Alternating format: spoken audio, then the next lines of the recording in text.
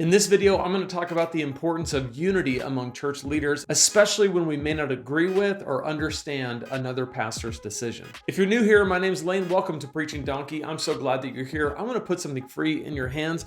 You can pick up my free 21-day guide to creating killer sermons. Just go to preachingdonkey.com/21days. It's a 3-week guide that takes you through a process of studying for and preparing for and delivering a sermon. So again, preachingdonkey.com/21days. So we've been in this situation for a while where churches have been meeting virtually for a long time. Some cities have started to open up, some states have started to open up, and some churches have the option to go back to meeting in person, but with certain restrictions. I talked about that in this video right here, where I urge churches not to feel the pressure to rush back into reopening. So there's lots of different options available to churches, and I wanted to talk about something that I've noticed happening, and that is churches criticizing other churches for deciding to do things differently. And I've seen this even within some of the same communities where you might have one church that looks at the restrictions and says, we can live with that, we're gonna go and we're gonna meet. And another church looks at the same restrictions and says, you know what, for us, it's best for us to stay in virtual church mode because we can accomplish our mission more effectively in virtual church mode.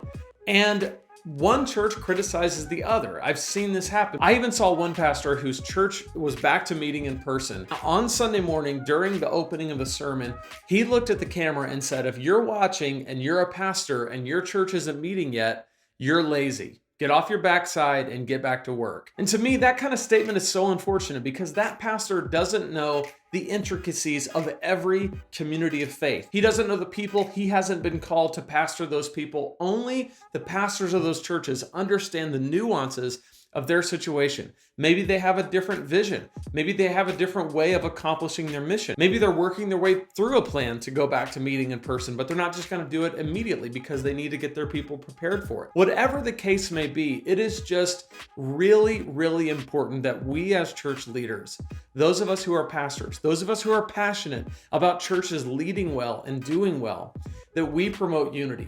That we say, listen, this is the decision that we're making. But if other churches are doing something different, we're going to trust that they're being led by the Holy Spirit.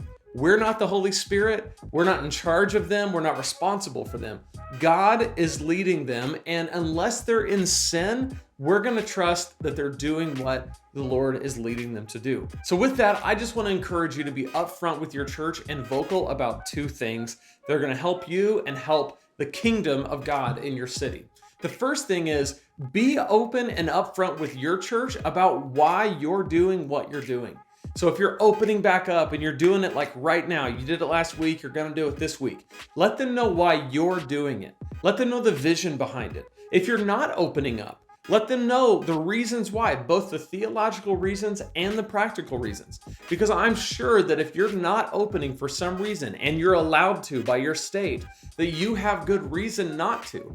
And you're delaying it for a purpose. Let your church know that so that they can be a part of the vision. The second thing is be sure to remind your church not to judge other churches. So if your church is open and they got friends whose churches aren't open back up yet for physical in-person meetings, be the first to say, hey, listen, we're going to respect those churches. We're going to respect those pastors. We're not going to go poaching people and saying, hey, we got the live show, come over here, right? Or if you haven't opened up, don't criticize those who have and say they must not care about people, because if they're following the restrictions and they're following the law, then you have to believe that they're being prudent. And so if we do those 2 things, what it does is it signals to our people who we're leading that we have a clear vision and that what we ultimately value is the kingdom of God, not our church getting bigger and not us looking better. Because I believe that we as pastors have the most important message in the world, the gospel of Jesus Christ. And I don't want it to be tainted by infighting and, hey, I'm better than you or you're worse than me, because all that does is it hurts your effectiveness and it hurts the kingdom of God and its advancement in your city and in your community, which during these times, none of us need that. None of us want that. So this may or may not be an issue in your city, but just in case it is, I want you to be the ones championing unity and vision and clarity and saying, hey, listen, here's what we're doing. Here's why we're doing it. And man, other churches are doing what they feel led by God to do. We're going to pray for them. We're going to support them. That's what we're doing here at this church. That's my encouragement to you today. Let me know in the comments, is your community open? Is your church open? How is that experience going? If you like videos about preaching and how to improve your preaching, be sure to subscribe to this channel, and I will see you in the next video.